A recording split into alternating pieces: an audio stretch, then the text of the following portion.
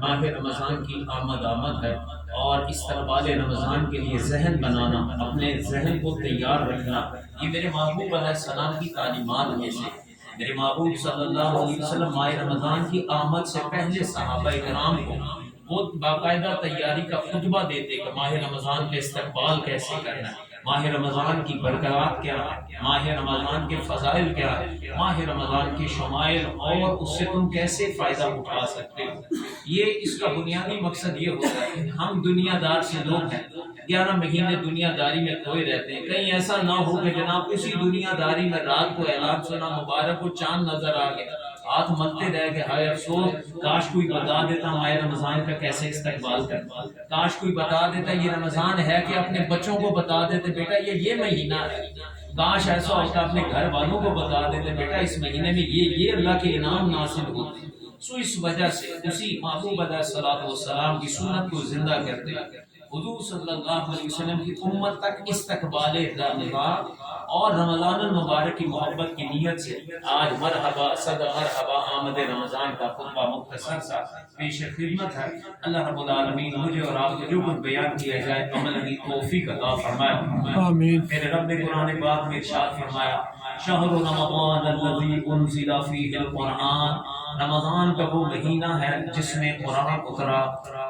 ہدی للناس، یہ قرآن لوگوں کے لیے ہدایت ہے، وبینات من الہدی والفرقان، اور لوگوں کے لیے ہدایت اور رہنمائی ہے، والفرقان، اور یہ فیصلہ کرنے والی کتاب ہے حق اور باطل میں۔ فمن شاہد منکم الشہر فلیصم، تم میں سے جو کوئی اس مہینے کو پائے تو لازمی روزے رکھے۔ تو اس کا مطلب یہ ہو کہ روزہ رکھنا فرض عبادت ہے۔ اللہ تعالیٰ نے رمضان کی بات کرتے ہوئے کہا کہ تم میں سے جو کوئی اس مہینے میں روزے پائے فلیصم، تو لازمی روزے رکھے۔ تو معلوم ہوا کہ رمضان المبارک کا پورے مہینے کا روزہ فرض ہے، اور وہ قرآن پاک کی اس آیت سے ثابت ہے۔ ومن کان مریضا، سنو تم میں سے کوئی مریض اگر ہے، او علی سفر، یا کوئی سفر کے اندر ہے، فعدۃ من ایام اخر، تو ایسا نہیں ہے کہ جناب روزے اسے معاف ہو گئے، وہ ان دنوں کے جن میں وہ مریض ہے یا مسافر ہے ان دنوں میں نہ روزہ رکھ سکے تو کوئی بات نہیں، وہ 2 4 6 جتنے بھی دن ہیں ان کی گنتی بعد میں رمضان المبارک کے بعد اس کی قضا وہ پوری کرے گا۔ اب اس مریض میں 2 قسم کے مریض ہیں، علماء نے بیان فرمایا، ایک تو وہ ہے جسے ڈاکٹر نے بالکل شیخ فانی بستر پر سر یہ کھانا نہیں کھا سکتا، روزے کیا لگے گا، اسے ہم بستر پر پڑا ہوا ایسا مریض کہتے ہیں، جس کے بارے میں پھر فدیے کے احکام آتے ہیں۔ ایک وہ ہے آپ کی میری طرح کا کہ جناب معدہ خراب ہو گیا، شوگر ہائی ہوگی، بی پی ہائی ہو گیا، فلاں فلاں کو مسئلہ، ڈاکٹر نے کہا حضرت 2 4 دن جو ہے وہ قربانی دینی پڑے گی، نہیں تو دیکھ لیں کہ یہ معاملات نہیں چل پائیں گے۔ تو وہ مختلف قسم کے، اب یہاں پر وہ مریض ہے کہ جو 2 4 6 دن 10 دن کے لیے بیمار ہے، وقتی طور پر نہیں رکھ سکتا، لیکن فرمایا کہ فعدۃ من ایام اخر، تو وہ یہ روزے بعد میں رکھے گا۔ آگے فرمایا یرید اللہ بکم اليسر ولا یرید بکم العسر، اللہ تعالیٰ تمہارے لیے آسانی چاہتا ہے، اللہ تمہارے لیے تنگی نہیں چاہتا۔ وَلِتُكْمِلُوا الْعِدَّةَ، اور تم نے یہ روزوں کی گنتی یعنی 30 ہے تو 30، 29 ہے تو 29 پورے کرنے ہیں۔ وَلِتُكَبِّرُوا اللَّهَ، اور اللہ کی تکبیر اور بڑائی بیان کرتے رہنا۔ وَلِتُكَبِّرُوا اللَّهَ عَلَى مَا هَدَاكُمْ، اس رب کی اس لیے تکبیر بیان کرتے رہنا کہ اللہ نے تمہیں ہدایت عطا کی۔ وَلَعَلَّكُمْ تَشْكُرُونَ، اور تاکہ تم جو ہے وہ شکر گزار بنے رہو۔ یعنی روزوں کا بنیادی مقصد یہ ہے کہ اللہ رب العالمین کی عبادت اور پاکی اور تکبیر بیان کی جائے کہ مالک نے ہمیں شکر گزاری کی اس لیے توفیق دی کہ اللہ تعالیٰ نے جو مہمان مہینہ بھیجا اس کا استقبال ہم کر رہے ہیں۔ تو فرمایا وَلَعَلَّكُمْ تَشْكُرُونَ، تاکہ تم شکر بھی ادا کرو۔ ماہ رمضان کی آمد پر شکر گزاری کے کلمے کہنا اور اپنا ایمان اور نیت رکھنا، یہ اللہ تعالیٰ کے حکموں میں سے ایک حکم۔ مومن رمضان المبارک کا آمد کا سنتے ہی دل خوش ہوتا ہے، مومن ماہ رمضان کی آمد کا سن کر اس کا ایمان تازہ ہوتا ہے، اس کا دل کھل جاتا ہے۔ رمضان المبارک کیا ہے؟ بے شک اللہ رب العالمین کا کروڑ ہا کروڑ ہم پر احسان ہے کہ اس نے ہمیں ماہ رمضان جیسی عظیم الشان نعمت عطا فرمائی۔ ماہ رمضان کے فیضان کے کیا کہنے، اس کی ہے تو ہر گھڑی ہی رحمت۔ اس مہینے میں اجر و ثواب اللہ کے حکم سے بہت بڑھا دیا جاتا ہے، نفل کا ثواب فرض کے برابر، اور فرض کا ثواب 70 گنا کر دیا جاتا ہے۔ عام دنوں میں ایک فرض پڑھو تو ایک کا ہی ثواب ہے، نفل پڑھو تو نفل کا ثواب ہے، لیکن جو ماہ رمضان میں نفل پڑھے گا اللہ اسے فرضوں کا ثواب عطا فرمائے گا۔ جو ماہ رمضان میں فرض ادا کرے گا اللہ اسے ایک فرض کی جگہ 70 فرضوں کا ثواب عطا فرمائے گا۔ بلکہ اس مہینے یعنی ماہ رمضان میں تو روزے دار کا سونا بھی عبادت شمار کیا جاتا ہے۔ عرش اٹھانے والے فرشتے جن کا کام ہے کہ اللہ کی تسبیح اور پاکی بیان کرتے رہے، سبوح قدوس ربنا و رب الملائکۃ، ان کا کام یہ تسبیح بیان کرنا۔ اس مہینے میں جیسے اس مہینے کا چاند نظر آتا ہے ان کا ایک کام ہوتا ہے اللہ کے حکم سے، بس تم یہ تسبیح چھوڑو۔ امت محمدیہ روزے رکھے گی، روزے دار دعائیں کریں گے، تم ان کی دعاؤں پہ آمین کہتے رہے۔ یہ کون ہے؟ یہ فرشتوں میں اعلیٰ ترین فرشتے جو رب کے عرش کو اٹھائے ہوئے ہیں۔ یہ عام فرشتے نہیں، عام فرشتہ بھی دعا کرے تو اس کی دعا قبول ہوتی ہی ہوتی ہے، لیکن فرمایا کہ جب ماہ رمضان آتا ہے تو عرش اٹھانے والے فرشتوں کی ڈیوٹی یہ لگا دی جاتی ہے، میری تسبیح وقتی طور پر موقوف کرو، ذرا سنو کان لگا کر، کون کون روزے دار روزے میں کیا کیا دعائیں کر رہا ہے، وہ سردی کی کیا دعائیں کر رہا ہے، وہ زور کے بعد کیا دعا کر رہا ہے، وہ قرآن پڑھا تو کیا دعائیں کر رہا۔ معلوم یہ ہوا کہ ماہ رمضان میں کثرت کے ساتھ دعا کرو، کثرت کے ساتھ دعا کرو، کسی جگہ پر بھی نفل پڑھیں اٹھے بغیر نہیں، دعا کے بغیر نہیں اٹھنا، تسبیح پڑھی درود کی دعا کے بغیر نہیں چھوڑنی۔ اسی طرح چھوٹی سی بھی کوئی عبادت کی ہے، روزے کے لیے بیٹھے ہو، سحری کے لیے بیٹھے ہو، افطاری کے لیے بیٹھے ہو، کہیں پر بھی کثرت سے دعائیں مانگو۔ وہ دعائیں کیا ہیں ہم انشاءاللہ آئندہ جمعہ میں محبوب علیہ السلام کے خطبے سے آپ کو بتائیں گے کہ جب رمضان آئے تو 4 وظیفے میرے محبوب نے بتائے، 2 دعائیں ہیں اور 2 خاص قسم کی ذکر ہے، جو فرمایا کہ جب رمضان آ جائے میرے امتیوں بس تم نے اس پہ بیٹھتے یہ دعا اور یہ ذکر کرتے رہنا۔ پھر فرمایا حدیث پاک کے مطابق رمضان المبارک کے روزے دار کے لیے دریا کی مچھلیاں افطار کے وقت تک دعائیں مغفرت کرتی رہتی ہیں۔ ایک ہے صرف دعا کرنا، ایک ہے دعائیں مغفرت کرنا، اور بے زبان اللہ کی وہ مخلوق دریائی مخلوق علماء کہتے ہیں اگر صدقہ دینا ہے تو صدقہ دے اللہ کی راہ میں، نہیں قبول ہو رہا ہوائی مخلوق پرندوں کو پکھیروں کو کھلا۔ کچھ ہمارے دوست ہیں پچھلے دنوں 2-3 جمعے پہلے آئے وہاں پر، کہتے ہیں قاری صاحب ہم کیا کرتے ہیں، میں اور میرے گھر والے اور بچیاں ہم سارے رات کے وقت بچی ہوئی روٹی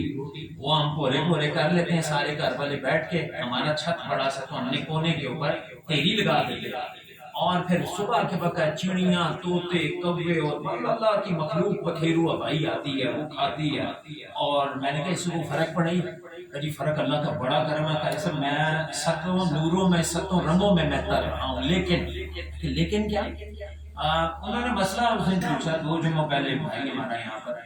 کہتا جی مسئلہ یہ کہ کل کچھ لوگ ہمارے پاس آئے اور کہنے لگے یار یہ جو تم دیتے ہو پکھیروں کو ہوائی مخلوق کو یہ روٹی ڈالتے ہیں ان میں کوے بھی آتے ہیں، ہم روک تو نہیں سکتے، کہاں بھی کوے بھی تو اللہ کی مخلوق ہے نا،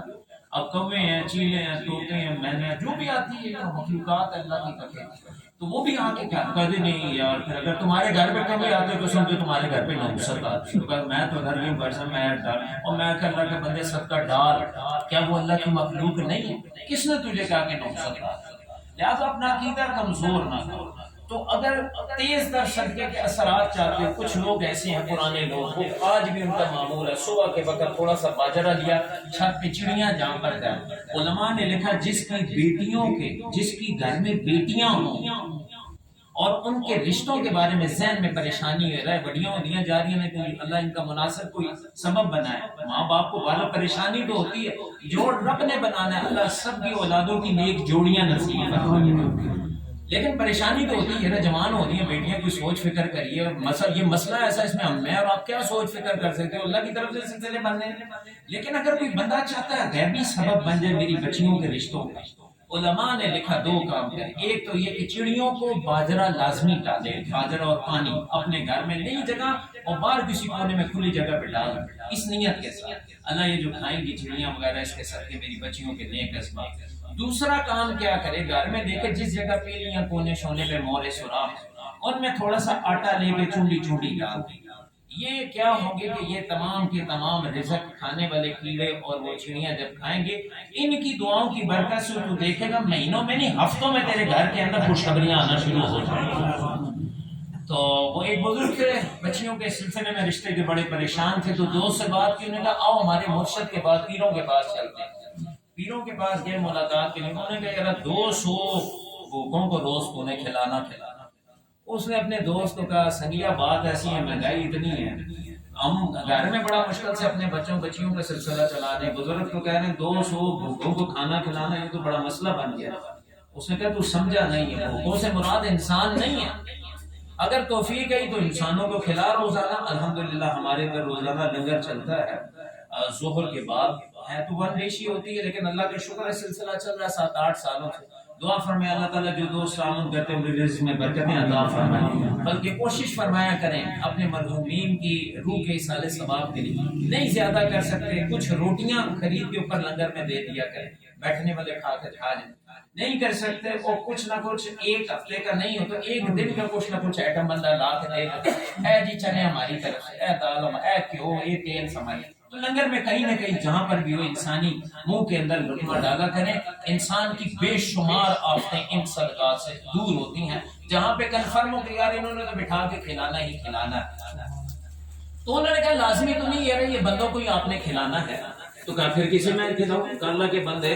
تیرے گھر میں چونڈی آٹا بھی نہیں ہے، مٹھی آٹا، کہ جی وہ تو ہے اللہ کا شکر ہے، کہ جی جب بھی ایسا ہے روزانہ ایک آٹا، ایک مٹھی آٹا نکال کر اس جگہ ڈال دیا کر جہاں پہ چونٹے پیلے پیلیاں آتی ہیں وہاں پر ڈال دیا کر، اللہ کرے گا تیرا حکم بھی پورا ہو جائے گا، 200 سے زیادہ بھوکے کھانا بھی کھا لیں گے، اور اللہ کرے گا تیری بیٹیوں کا سبب بھی بن جائے گا۔ ابھی اس نے 3 ہفتے یہ معاملہ نہیں کیا، اللہ تعالیٰ نے اس کی بیٹیوں کی نیک جوڑیاں عطا فرما دی۔ تو علماء کہتے ہیں کہ جس گھر میں بیٹیوں، اس گھر کے باپ کو کم از کم لازمی طور پر یہ زمینی صدقات، پکھیروؤں کے صدقات کرنے چاہیے، لیکن ان میں جو سب سے تیز سر نہیں ہو رہا، کام رکا ہوا ہے، ہم دے رہے ہیں صدقہ، معاملات چل رہے ہیں لیکن آستہ ہے، کچھ سلو ہے، کچھ تیز چاہتے ہو، علماء نے لکھا پھر اس طرح سے روٹی بناؤ، گھر والی کو کہو ہاتھ سے بنائے، اور پھر روٹی جا کر اس جگہ پر، اس دریا میں، تالاب میں، پول میں، جھیل میں،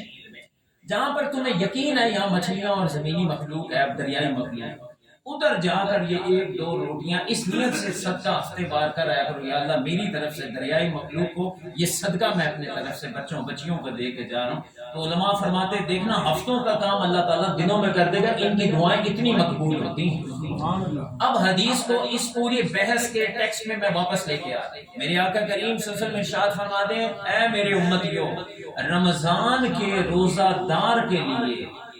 دریا کی مچھلیاں افطار کے وقت تک دعائیں مغفرت کرتی رہتی ہیں۔ ابھی تو نے انہیں کچھ ڈالا ڈولا نہیں، لیکن انہیں بھی پتا چل جاتا ماہ رمضان آ چکا، اے اللہ امت محمدیہ کے جو روزے دار، اب مچھلیوں کی دعائیں، دریائی مخلوق مچھلیوں کی دعائیں، یا اللہ جو روزے رکھیں ہم تیری دریائی مخلوق ہے، ہماری دعائیں تو بڑی جلد قبول کرتا ہے، پانی میں ترتی رہتی ہیں ہر وقت، اے اللہ ہم دعا دیتے ہیں اللہ تعالیٰ تمام امت محمدیہ کے روزے داروں کی عبادات کو قبول فرما۔ تو کوشش فرمائیں کہ رمضان المبارک کا استقبال، سب سے بڑا استقبال کیا ہے، نیت کی جائے، اور پھر اس کے بعد روزے رکھنے کی خود بھی اور گھر کے اندر جو ہے مضبوط ترکیب اور ذہن جو ہے وہ بنایا جائے۔ روزہ عبادت کا دروازہ ہے،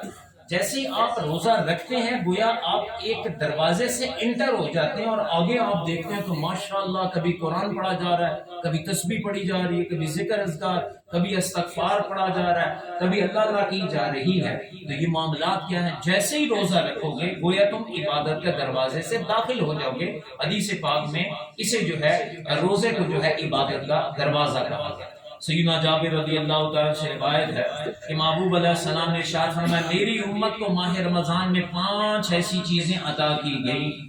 کہ جو مجھ سے پہلے کسی نبی کو نہ ملی۔ فرمایا کہ جب رمضان المبارک کی پہلی رات ہوتی ہے اللہ تعالیٰ میری امت کی طرف نظر رحمت فرماتا ہے، اور جس کی طرف اللہ نظر رحمت فرما لے اسے کبھی عذاب نہیں دیتا۔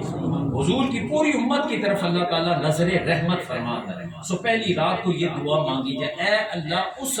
کرم والی رحمت والی نگاہ کا صدقہ جو آج کی رات تو ہم گناہگاروں پر امت محمدیہ پر فرما رہا ہے، اللہ میرے اور میرے ماں باپ کی بخشش فرما، حضور کی امت کے لیے بخشش کی اس وقت دعائیں منگوائیں۔ وہ پہلی رات جو ہے سحریاں تیاری کرنے والی رات یا دہی اور پراٹھوں کے ذہن بنانے والی رات نہیں، یہ بعد کی چیز ہے۔ پہلی ہے کہ چاند دیکھا تو ساتھ ہی دعا مانگو، اللہ تعالیٰ وہ نظر رحمت جو تیرے محبوب نے فرمایا کہ تو آج کی رات امت پہ فرماتا ہے، اللہ تعالیٰ ہم میں کرم فرما، ہمیں اور ہماری نسلوں کو بھی دوزخ کی آگ سے محفوظ فرما۔ دوسرا فرمایا کہ شام کے وقت ان کے منہ کی یعنی میری امت کے روزے داروں کے منہ کی بو جو بھوک کی وجہ سے ہوتی ہے، اللہ کے نزدیک وہ بو مشک کی خوشبو سے بھی بہتر ہے۔ حالت یہ کہ ہم ایک دوسرے کے منہ کی خوشبو احتیاطی کریں، لیکن رب فرماتا ہے میرا بندہ بھوکا پیاسا رہا، میری رضا کے لیے برے کاموں کو چھوڑے رہتا، میری رضا کے لیے کھانا پینا چھوڑے۔ اے فرشتوں، میرے اس روزے دار کی خوشبو میرے نزدیک جنتی مشک کی خوشبو سے بھی بہتر خوشبو ہے۔ یہ انعام اس سے پہلے کسی امت کو نہیں دیا گیا۔ نمبر 3، محبوب علیہ السلام نے فرمایا کہ فرشتے رمضان المبارک کی ہر دن اور ہر رات کو میری امت کے روزے داروں کے لیے دعائیں مغفرت کرتے رہتے ہیں۔ پھر فرمایا چوتھا انعام کہ اللہ تعالیٰ جنت کو حکم فرماتا ہے کہ میرے نیک بندوں کے لیے آراستہ ہو جا، اے جنت میرے نیک بندوں کے لیے تیار ہو جا، ان قریب وہ دنیا کی مشقت سے میرے گھر اور کرم میں جب آئیں گے تو اے جنت میں انہیں تیرے اندر راحت عطا فرماؤں گا۔ جنتوں کو تیار کر دیا جاتا ہے روزے داروں کے لیے، اس سے پہلے کسی اور امت کو یہ اعزاز نہ مل سکا۔ فرمایا میری امت پر پانچواں بڑا کرم یہ ہوتا ہے کہ جب ماہ رمضان کی آخری رات آتی ہے تو اللہ تعالیٰ میری امت کے جتنے روزے دار ہوتا ہے اللہ تعالیٰ اپنے کرم کا صدقہ سب کی مغفرت فرما دیتا ہے۔ قوم میں سے ایک شخص کھڑا ہو کر عرض کرتا ہے یا رسول اللہ صلی اللہ علیہ وسلم، کیا وہ لیلۃ القدر کی رات ہے